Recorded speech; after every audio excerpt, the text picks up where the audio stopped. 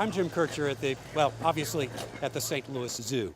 And we came here for the opening of the Grizzly Ridge exhibit, but I also came because I've always been fascinated by all of the thinking and the planning and the designing that goes into these zoo exhibits to make them really good for us, but also really good for Huck and Finn. There they are! This day in mid-September was the sneak preview for zoo members. It was the day before it would be open to the general public. And it was the first time that people could see these two grizzly bears, the 350-pound male Huckleberry and his 250-pound sister Finley, 2.5-year-old cubs from Montana. This was not their first foray into the new exhibit space.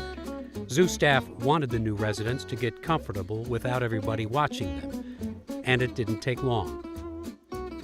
We could tell as soon as we let the bears go out into their new habitat, it's been about a week ago now when we started acclimating them to the new habitat, that they seem to be comfortable within the first 10-15 minutes. And that's the payoff for everybody, for the bears, for the visitors, and for the keepers and the exhibit designers.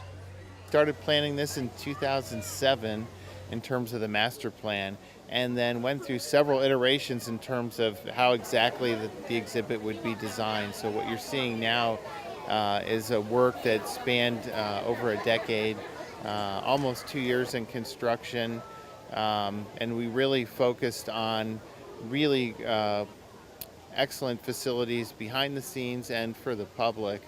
We've added some additional features. We have a new waterfall, a stream, a very nice pool for them, a 4-foot deep pool. These are still young bears. They're very active, energetic.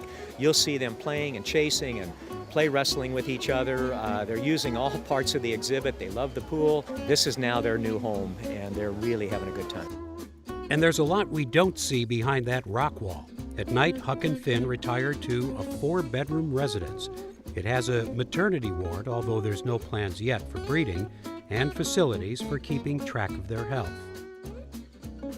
You can never really be sure how a zoo animal will respond to new surroundings like this, although two bears are generally not as complicated as, say, a group of chimps. When the zoo was building the Fragile Forest exhibit space, which opened in 2005, the latest ideas and research and years of experience went into creating an outdoor space that would give us a great view of the chimps and a space that they would want to come out into and be active in. It was loaded with features for climbing, searching for food, problem solving. And when it opened, it just didn't work out very well. The dominant male was somewhat reticent and hanging back, and because of the complex relationships in the group, the other chimps just didn't really get into it. It wasn't until the end of the 3rd year and a bit of social engineering, with the introduction of some new chimps from the outside, that the Fragile Forest finally became what it was designed to be. So when they were putting the finishing touches on Grizzly Ridge, as nice as it looked, everyone knew it was the bears who would tell them if they had succeeded. That's the zoo's manager of carnivores, Julie Hartel DiNardo, getting everything ready. Tell me about these bears. What are they like? I mean, they have personalities, right? Oh, absolutely. They have wonderful personalities. And we're still getting to know them a little bit, but a lot of their personality is already shining through. Finley is a little bit more bolder than Huckleberry, her brother.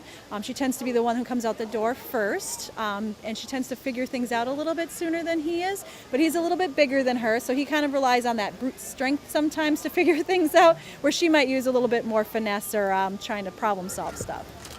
Here's how they got here. They're rescue cubs. Their mother had been captured in northwest Montana and euthanized because she and the cubs had been repeatedly moving from the wild into human territory. Wandering into backyards, eating dog food, very similar to what we're seeing now with black bears in the state of Missouri. It's not a great behavior, and the Montana Game and Fish Department, they try to deter that behavior, but if the bears keep coming back, they're deemed nuisance animals, so they had to be removed. So Montana had a couple of cubs, and St. Louis had a grizzly bear exhibit in need of some grizzly bears, who have settled in pretty well. The new exhibit looks really nice. It looks like the bears are enjoying it too. They were playing when we got here right away. Do you like the new bears? No?